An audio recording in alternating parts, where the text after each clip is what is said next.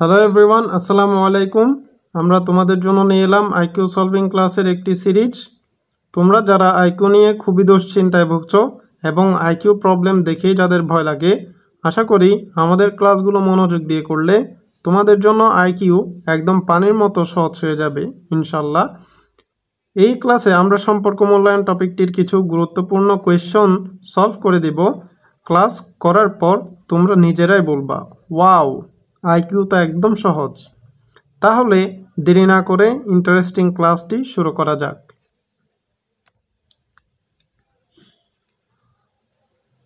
প্রথম কোয়েশ্চনটি খুবই সহজ। দেখো এখানে কি বলা হয়েছে, which man is the tallest, অর্থাৎ কোন মানুষটি সবচেয়ে লম্বা।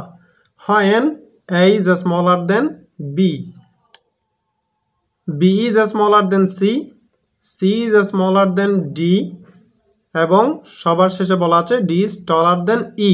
এখানে একটা এ বেশি পড়ে গিয়েছে। আচ্ছা, ডি ইজ টলার দেন ই। এই যে এটা একটা ফাও ক্লু দিয়েছে, এটা কোয়েশ্চন সলভিংয়ের ক্ষেত্রে কোনোই কাজে লাগবে না। তোমাদের জাস্ট এই যেখানে তিনটা ক্লু আছে এইগুলো তোমাদের ভালো করে দেখতে হবে। তাহলে প্রথমে বলা আছে A smaller than B, B এর থেকে কে ছোট, এ ছোট, এবং বি এ স্মলার দেন সি, আবার বি সি এর থেকেও ছোট, এবং C smaller than D, C D এর থেকেও ছোট। তাহলে দেখো এখানে এই যে দুইটা বি আছে আর দুইটা সি আছে, এগুলো যদি আমরা কমন নিয়ে নেই তাহলে কি হবে, মেইন সমীকরণটা হবে A less than B less than C less than D. তাহলে মেইন সমীকরণটাই হবে এটা। দেখো এই যে এই সমীকরণ থেকেই তোমরা বুঝতে পারছো কে সবচেয়ে ছোট। এখানে কে সবচেয়ে ছোট এ, এবং কে সবচেয়ে বড় ডি। তাহলে আমাদের সঠিক উত্তর কোনটা হবে? সঠিক উত্তর হবে ডি। দেখেছো কি সহজ আইকিউ। নেক্সট কোয়েশ্চনটা আরো সহজ। দেখো, R is thinner than P, Q is heavier than S, S is heavier than T, P is thinner than S, who is the thinnest. আমাদের দ্বিতীয় নাম্বার কোয়েশ্চনে কি চেয়েছে, হু ইজ দ্য থিনেস্ট। প্রথম question আমরা স্মলার এবং tallest দিয়ে IQ solve করেছিলাম। এখানে দুই নাম্বার কোয়েশ্চনে থিনার এবং হেভিয়ার দিয়ে সলভ করতে হবে। সেম থিং কিন্তু একটু ডিফারেন্ট। দেখো, R is thinner than P, আমরা এখানে লিখে ফেলি আর ইজ থিনার দেন পি। এই যে অ্যাঙ্গেলটা যেদিকে মুখ বন্ধ করে আছে সেই পাশের লেটারটা থিনার, এবং যে পাশে হা করে আছে সেই পাশের লেটারটা মোটা, অর্থাৎ হেভিয়ার। আচ্ছা, এরপরে বলেছে Q is heavier than S, Q is heavier than S. এরপরে বললো S is heavier than T, S T এর থেকেও মোটা, এবং P is thinner than S, P thinner than S, P S এর চেয়েও কি চিকন। আচ্ছা দেখো এখানে এই যে আর পি এর থেকে চিকন, আবার সেই পি এস এর থেকেও চিকন, তাহলে এস এর থেকেও চিকন পি, আবার এই পি এর থেকেও চিকন কে, আর। তাহলে এখানে এই যে এই দুইটা ক্লু দিয়েছে, এই দুইটা ক্লু তোমাদেরকে কনফিউশন করার জন্যই দিয়েছে। এখানে তুমি নজর দিও না, এই দুইটা ক্লু বাদ দিয়ে এই যে এই দুইটাতে তুমি যদি চোখ দাও তাহলে দেখবা সবচেয়ে স্মল যেটা সেটা হচ্ছে আর। এখানে কিন্তু হেভিয়ারের কথা বলা হয়েছে। এই যে কিউ হচ্ছে এস এর চেয়ে মোটা, আর এস হচ্ছে টি এর চেয়েও মোটা। তো এখানে কে মোটা আমরা সেটা বের করব না, কে থিনেস্ট অর্থাৎ চিকন সেটা আমরা বের করব। তাহলে দেখো আর হচ্ছে পি এর থেকেও চিকন, এই পি আবার এস থেকেও চিকন। তাহলে দেখো এস এর থেকেও পি চিকন, আবার সেই পি থেকেও কে চিকন, আর চিকন। তাহলে এখানে আমাদের উত্তর দাঁড়ায় আর। আর হচ্ছে স্মলেস্ট, সরি, আর হচ্ছে থিনেস্ট। কি? আর হচ্ছে থিনেস্ট। তাহলে আমাদের উত্তর কি হবে? এখানে উত্তর হবে এই যে সি নাম্বারটা, সি নাম্বার অপশন। 3 নম্বর কোয়েশ্চনটা একটু ডিফারেন্ট। দেখো এখানে কি বলা হয়েছে, শিমুল, মারুফ, রনি, সুমন, মুরাদ, হাবিব এই 6 জন বৃত্তাকারে বসে আছে। মারুফ বসেছে হাবিব ও রনির মাঝখানে, এবং শিমুল বসেছে মুরাদ ও সুমনের মাঝখানে। হাবিব বসেছে সুমনের বামে। তাহলে শিমুল ও হাবিবের মাঝখানে কে বসেছে? এখানে প্রথমে বলা হয়েছে বৃত্তাকারে বসে আছে। তাহলে দেখো এই যে এখানে যদি আমরা একটা বৃত্ত এঁকে নিই তাহলে কোয়েশনটি খুব ভালোভাবে আমরা সলভ করতে পারবো, খুব সহজে সলভ করতে পারবো। তাহলে এই বৃত্তের মধ্যে আমি এই 6 জনকে বসাই। দেখো মারুফ বসেছে হাবিব ও রনির মাঝখানে। তাহলে মারুফ কোথায় বসছে? ধরো এখানে বসেছে মারুফ, সে কার মাঝখানে বসেছে? হাবিব। এই যে হাবিব এবং রনির মাঝখানে। ধরো রনি বসলো এখানে, এবং এই যে হাবিব বসে আছে কার বামে? সুমনের বামে। তাহলে সুমন হাবিবের ডান দিকে, সুমন হাবিবের ডান দিকে বসে আছে। এই যে এখানে সুমন, এখানে বসেছে সুমন, এবং শিমুল বসেছে মুরাদ ও সুমনের মাঝখানে। তাহলে সুমন কোথায় বসছে? এই যে হাবিবের ডানে বসে আছে সুমন, এবং সুমনের সাথে কে বসে আছে? শিমুল, যেহেতু সে মাঝখানে বসেছে। শিমুল বসেছে মুরাদ ও সুমনের মাঝখানে। তাহলে শিমুল কোথায় বসবে? এই যে শিমুল বসবে এখানে, এবং তার পাশে বসবে মুরাদ, এই যে এখানে হবে মুরাদ। তাহলে দেখো 6 জন হয়ে গেল। মুরাদ এবং সুমনের মাঝখানে হচ্ছে শিমুল, আর মারুফ হচ্ছে হাবিব এবং রনির মাঝখানে, আর সুমন হচ্ছে হাবিবের ডানে অথবা সুমনের বামে কে? হাবিব। একই কথা। তাহলে দেখো এখানে আমাদের কোয়েশনের মধ্যে কি চাইলো? এখানে বলছে শিমুল ও হাবিবের মাঝখানে কে বসে আছে? শিমুল ও হাবিবের মাঝখানে। তাহলে এই যে শিমুল কে? এই যে শিমুল, এটা শিমুল, আর হাবিবের মাঝখানে কে বসে আছে? দেখো সুমন বসে আছে। কে বসে আছে? সুমন। তাহলে আমাদের রাইট আনসার কি হবে?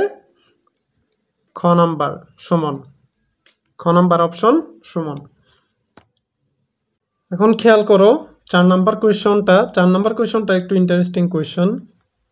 এখানে বলা হয়েছে একজন মহিলা একজন পুরুষকে ইঙ্গিত করে বললেন, ওই পুরুষের পিতা হলেন আমার শ্বশুর। পুরুষটির সাথে মহিলার সম্পর্ক কি? পুরুষটির সাথে মহিলার সম্পর্ক কি, এটা আমাদের বের করতে হবে।